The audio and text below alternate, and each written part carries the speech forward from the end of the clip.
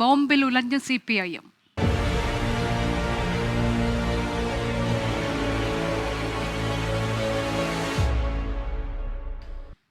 കണ്ണൂർ പാനൂർ സ്ഫോടനത്തിൽ പാർട്ടിക്ക് ബന്ധമില്ലെന്ന CPIM വാദം പൊളിയുന്നു. സ്ഫോടനത്തിൽ മരിച്ച ഷെറിന്റെ വീട്ടിൽ CPIM പ്രാദേശിക നേതാക്കൾ സന്ദർശനം നടത്തി.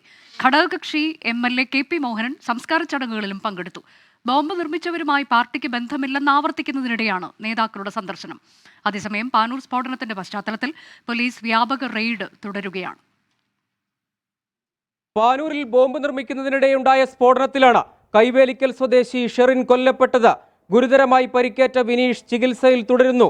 ബോംബ് നിർമ്മാണത്തിൽ പങ്കാളിത്തമുള്ള 4 പേർ അറസ്റ്റിലുമായി. പാർട്ടിക്ക് യാതൊരു ബന്ധവുമില്ലെന്നാണ് CPIM പ്രാദേശിക ഘടകം മുതൽ സംസ്ഥാന നേതൃത്വം വരെ സ്വീകരിച്ച നിലപാട്. പാനൂർ ഏരിയ കമ്മിറ്റി ഇറക്കിയ വിശദീകരണക്കുറിപ്പിൽ വിനീഷും ഷെറിനും പാർട്ടി പ്രവർത്തകരെയടക്കം ആക്രമിച്ച കേസിൽ പ്രതികളാണെന്നും പരാമർശിച്ചിരുന്നു. എന്നാൽ സംസ്കാര ചടങ്ങിന് തൊട്ടുമുൻപ് CPIM പ്രാദേശിക നേതാക്കൾ ഷെറിന്റെ വീട്ടിലെത്തി. CPIM പാനൂർ ഏരിയ കമ്മിറ്റി അംഗം സുധീർ കുമാർ, ചെറുവാഞ്ചേരി ലോക്കൽ കമ്മിറ്റി അംഗം A അശോകൻ എന്നിവരാണ് മരിച്ച ഷെറിന്റെ കുടുംബാംഗങ്ങളെ സന്ദർശിച്ചത്. കൂത്തുപറമ്പ് MLA KP മോഹനൻ സംസ്കാര ചടങ്ങുകളിലും പങ്കെടുത്തു.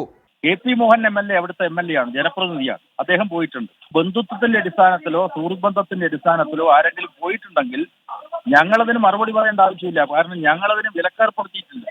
സന്ദർശനത്തെക്കുറിച്ച് അറിയില്ലെന്നും പാർട്ടിക്ക് ബന്ധമില്ലെന്ന് ആവർത്തിച്ചും CPIM സംസ്ഥാന സെക്രട്ടറി MV ഗോവിന്ദൻ. പാർട്ടി തള്ളേണ്ട കാര്യമില്ല. പാർട്ടിയായി ഒന്നുമില്ല. പാർട്ടി സഖാക്കളെ തന്നെ ആക്രമിച്ച കേസിലെ പ്രതികളാണ്. പിന്നെ അറിയില്ല, അതെനിക്കറിയില്ല. അറിയില്ല എന്ന് പറഞ്ഞില്ലേ അതിനെപ്പറ്റി. അതിന് ആരെങ്കിലും പോയിട്ടുണ്ടെങ്കിൽ പരിശോധിച്ചോട്ടെ. പാർട്ടിക്ക് ബന്ധമില്ലെങ്കിൽ കൊല്ലപ്പെട്ടയാളുടെ വീട്ടിൽ പ്രാദേശിക നേതാക്കൾ എന്തിനു പോയെന്ന് പ്രതിപക്ഷ നേതാവ് VD സതീശൻ. പാർട്ടിയുടെ ഔദ്യോഗിക വാദം പൊളിക്കുന്നതാണ് നേതാക്കളുടെ സന്ദർശനം.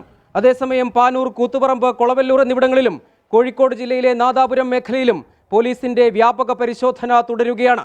പോലീസിനൊപ്പം കേന്ദ്രസേനയും ബോംബ് സ്ക്വാഡും പരിശോധനകളിൽ പങ്കെടുക്കുന്നുണ്ട്. 24 കണ്ണൂർ.